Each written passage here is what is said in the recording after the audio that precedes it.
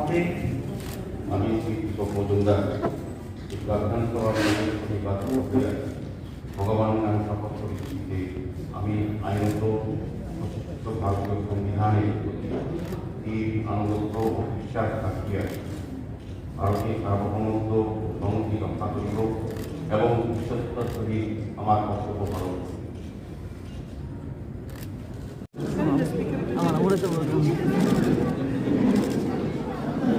অসুবিধা কই হ্যাঁ হ্যাঁ অসুবিধা কই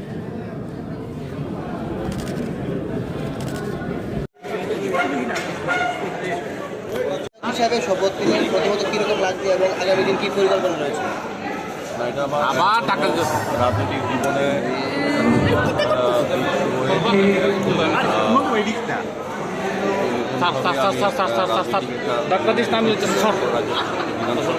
আমার লোক ভালো জায়গায় গিয়ে ভালো বেশি করে কাজ করা এটা করতাম কথা তোরা কাছে নির্বাচিত হয়েছি, জনগণ নির্বাচিত থেকে আশীর্বাদ করে কাজ করার সুযোগ দিয়েছি। পাশাপাশি সারা রাজ্যের হয়েও কিন্তু উন্নয়নের কথা বলতে এটা একটা বাড়তি সুযোগ। আমি বলবো যে আমার রাজনীতি একটা নতুন অধ্যায় আমার খুব ভালো লাগছে এবং যারা আমার আজকে বিধানসভা যারা আমাকে পাঠিয়েছেন তাদের অত্যন্ত পরিবর্তনে আমি জয়েছি, যাদের সমর্থনে বা যাদের আশীর্বাদে আমি সুযোগ পেয়েছি তাদেরকে আপনি শুভেচ্ছা জানাচ্ছি। Thank you. আমাদের সবার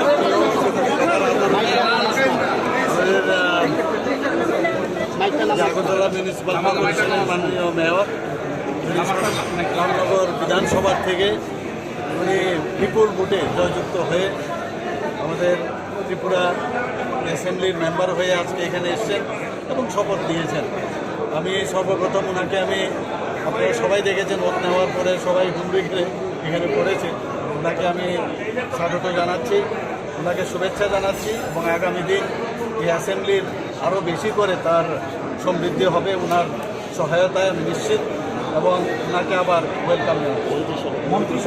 মন্ত্রিসভার সম্প্রচার করার কোনো কথা হচ্ছে না বা